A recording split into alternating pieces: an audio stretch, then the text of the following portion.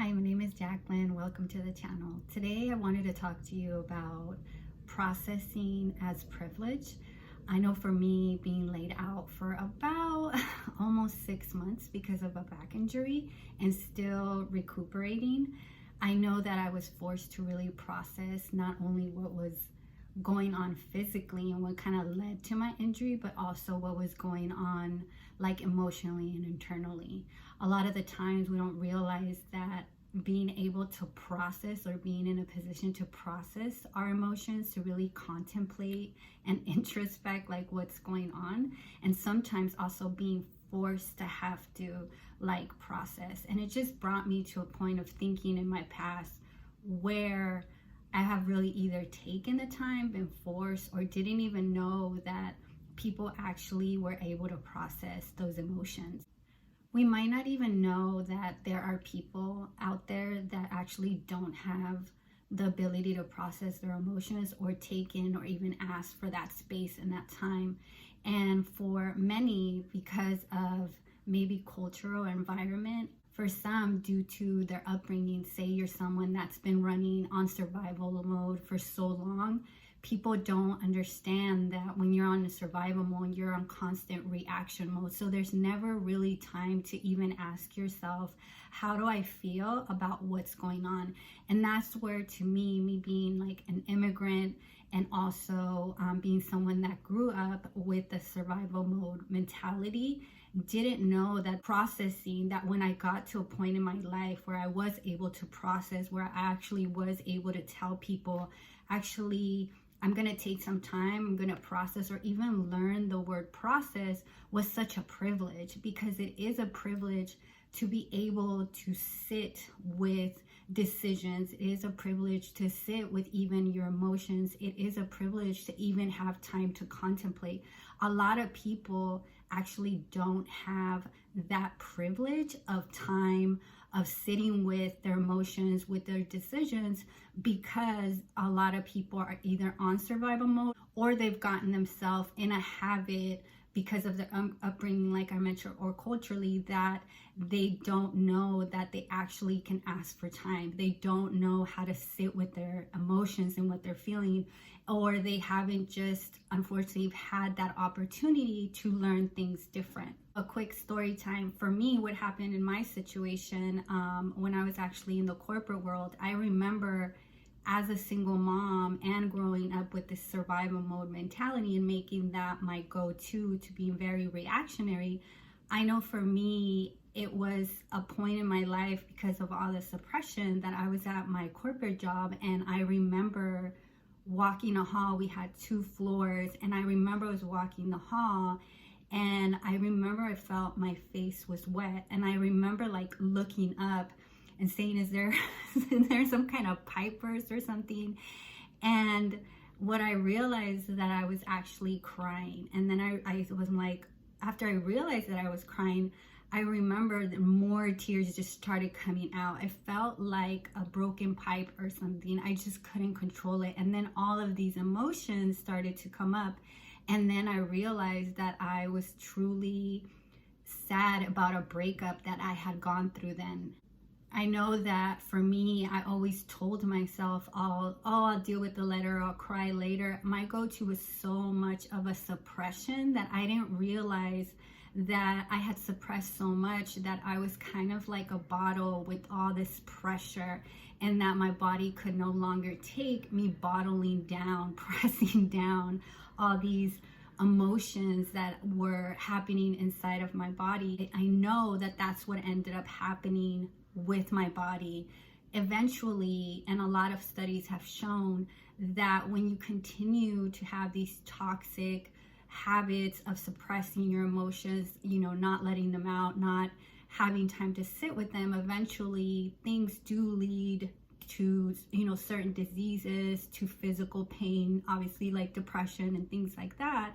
And That's why it's so important to start taking advantage of those privileges. So how does one start doing that, right? If that hasn't ultimately been a habit in your life, or you weren't really taught how to process your emotions, and maybe this is the first time you're even hearing about the privilege of processing, or even the word processing, and actually taking time to process your emotions, I feel one of the easiest way for me was to ultimately look at the past.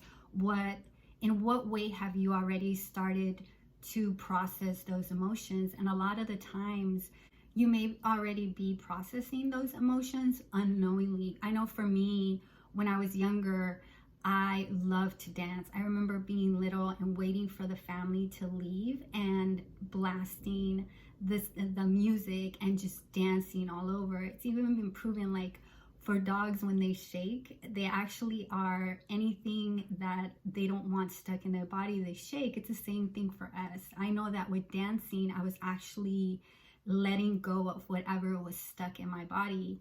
Having to write an essay when I was 15, and having that introduction of writing down and actually putting these emotions on paper was another way. So asking yourself, in what way am I already processed that I don't know, that I've been using to kind of like work through some emotions or things that are maybe stuck in the body?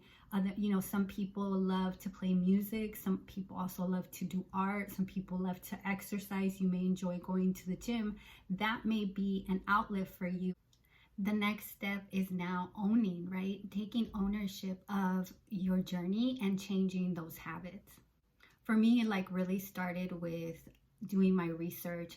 In the beginning, when I was younger and I was in that place of living of survival mode, my only resource was actually reading, looking into books that actually allowed me to start learning what was happening in my life and started making sense. And then what I also had another thing of having the privilege of being introduced to a therapist that was not only someone that had the patience to be able to walk me through everything that was happening in my life so that I could understand it. She also was in the same culture, so she happened to be a Latina, and she actually spoke to me in Spanish, which made me feel more comfortable.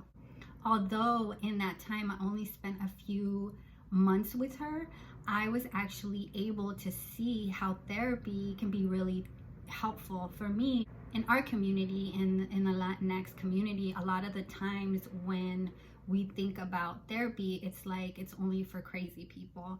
And although that's now being changed a lot, thanks to things like this, like YouTube and TikTok and Instagram, but that stuck with me throughout my life. And then in my 20s, when I was going through a difficult period and dealing with the depression, I thought about, and I remembered at 15 being introduced to therapy and how helpful it was, even though it was only a few weeks.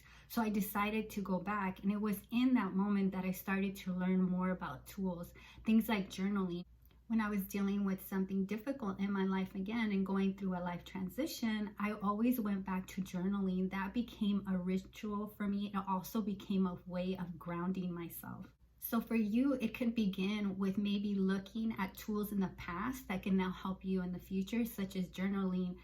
Actually, when I was doing my research about journaling, it has been scientifically proven that it decreases depression. And whenever you're able to write down and sit with your emotions, it creates a ritual for you to be able to go back to time and time again. So having a tool is very important. Doing your research is very important. Speaking with a counselor or a therapist that can help you walk through those emotions is very, very helpful to changing the habits and taking advantage of, like I said, that privilege of being able to process your emotion, learning that we can make time to contemplate and introspect. I think for me, being able to take, number one, ownership and responsibility in my own life, and understanding that I have a privilege, as a woman, as a Latina, as someone who lives in this country, and really understanding that my parents, my grandparents, my ancestors may not had that privilege and time of sitting with their emotions. And I wanted to be able to be someone to break that cycle, not only for me and for future generations, but also in a way we are able to actually help the past generations. Because when I started doing the work, family and friends around me, they also took note of how helpful these things were, helping me in my life, that they started to ask questions or just observe and listen.